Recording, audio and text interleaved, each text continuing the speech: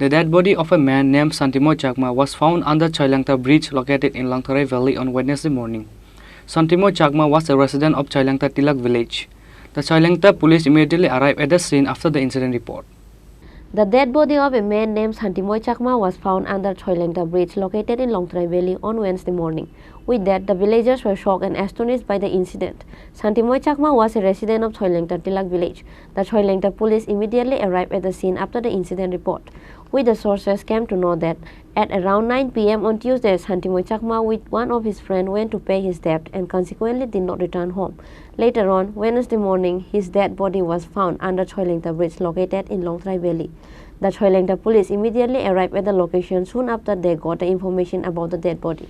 The report says he usually smoked weed and take drugs every day.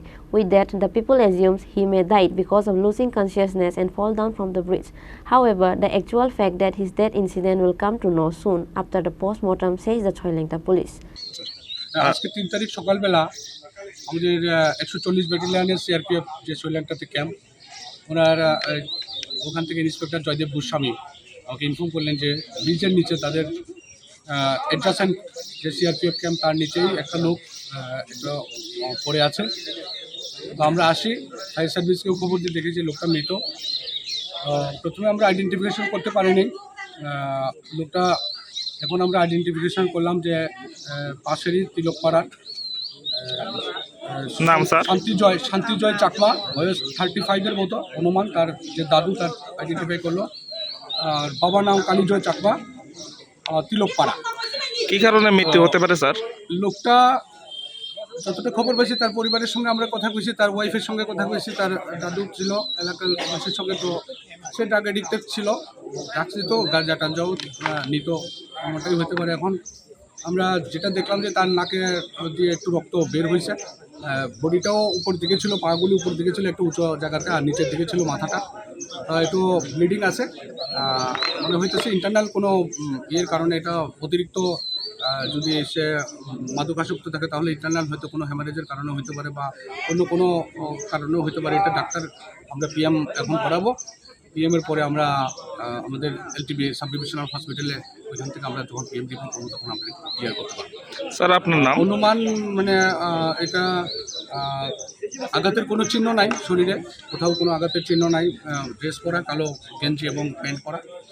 এখানেই হয়তো নেশা করতে আসার পর এখানে হয়তো পড়ে গেছে। ঘটনা কোন সময় হতে পারে স্যার? পুরোটা বোর্ডেই রিকল নোটিশ হওয়া। এতে মনে হইতেছে যে আর ওয়াইফের বক্তব্য যে সে 8টার সময় আরেকজন ছেলের সঙ্গে বাইর হয়েছে, বাজারে কিছু টাকা দেওয়ানো ছিল, ওইটা টাকা দিবে বলে বাড়ি থেকে বাইর হয়। আমাদের যে পশু হসপিটালের এখানে এসডিএম অফিসের নিচে ওনার শ্বশুর বাড়ি, ওইখান থেকে সে এখানে এসে। তো রাত্রি 9টা বা এমন 8 ঘন্টা বা 7 ঘন্টা এমন হইব যেটা রিকল নোটিশ হওয়ার জন্য। এটা পুরোটা বোটেই রিকল নোটিশ একদম স্টিপ হয়ে গেছে। সন্ধ্যার দিকে হয়তো ঘটনা মারা যেতে পারে, এমনই আমাদের অনুমান। স্যার আপনার নাম? আমার নাম ইন্সপেক্টর আলমগীর হোসেন, আমি OC Chailengta Bridge। Thank you sir. The police has sent the dead body to the Chailengta hospital for the post-mortem. However, the police and the villagers are now in a state of shock whether he was killed by someone or he actually died accidentally. Bureau Report, Chini Khorang.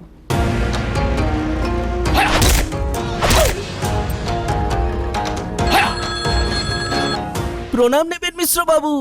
আরে প্রণাম টনামকে মারো গুলি, তোমার থেকে ply নিয়ে আমাকে এখন কাটতে হচ্ছে, তার উপর আমার গিন্নিরও চোট লাগলো। মিশ্র বাবু, ওই দিন আমি আমার বিশেষ দূরবীন দিয়ে দেখলাম আপনার গিন্নি যখন বাজারে সবজি কিনতে যাচ্ছিল তখন একটি কালো বিড়াল ওনার রাস্তা কাটলো। এই জন্যই তো আপনার প্লাইটা ভেঙে গেল মশাই। অশুভ তো হওয়ারই ছিল। এখন ভোগুন। পরবর্তী কলার আপনিও হতে পারেন। আর যদি আমি বলি আপনি রাত্রিবেলায় নখ কাটছিলেন বলে আপনার প্লাই খারাপ হয়ে গেল, তাহলে?